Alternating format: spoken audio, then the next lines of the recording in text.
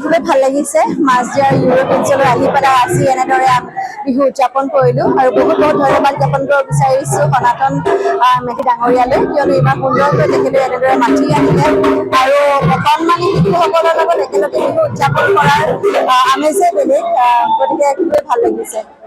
নাই মোৰ তেনেকুৱা একো ইমান তেনেকৈ মই শ্ব'জ ৰখা নাই, এটা দুটা ক'ৰবাত যাম আৰু আচলতে সেই বিহু বুলি ক'লে যে ৰাইজৰ মাজত থাকিবলৈ মন যায়, সেই তেনেধৰণে মই ক'ৰবাত থাকিম, বাট ষ্টেজ প্ৰগ্ৰাম বুলি মই নাই ৰখা।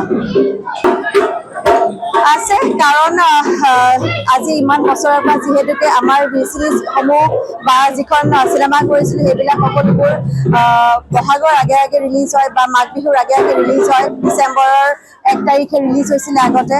গতিকে সেই ৱেব ছিৰিজৰ লগত আচলতে আমাৰ সকলো অসমবাসী ৰাইজৰ ইম'শ্যনছবিলাক সোমাই আছে। গতিকে সেয়া বিহু আহিলে এবাৰ আমাৰ পুৰণি বিহুবিলাকলৈ সকলোৰে মনত পৰে।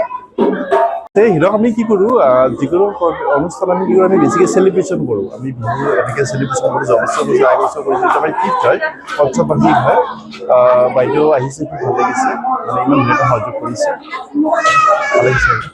আজি মানে কি চাওক, ৰাতিপুৱা প্ৰথমে আমি কি কৰোঁ, আমাৰ বিহুৰ যিটো ট্ৰেডিশ্যন হয়, মানে সেই ট্ৰেডিশ্যনখিনি আমি খুব ধুনীয়াকৈ মেইনটেইন কৰোঁ। বিশেষকৈ আমাৰ বিহুৰ লগত পৰম্পৰাগত আমি যিবিলাক মানে আমি বস্তু প্ৰয়োগ কৰোঁ, সেইবিলাক বস্তু ধুনীয়াকৈ ইয়াতে ডিছপ্লে কৰা যায়। প্ৰতিটো বস্তুৰ লগত আমি মানে ল'ৰা ছোৱালী ছোৱালীখিনিক আমি ধুনীয়াকৈ এটা ইন্ট্ৰডাকশ্যন কৰাই দি দিওঁ।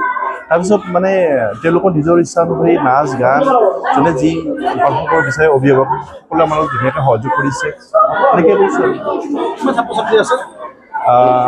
এইটো বছৰ আমাৰ 150 হৈ গৈছে টোটেল এতিয়ালৈকে। বিহু অনুষ্ঠান কৰিলে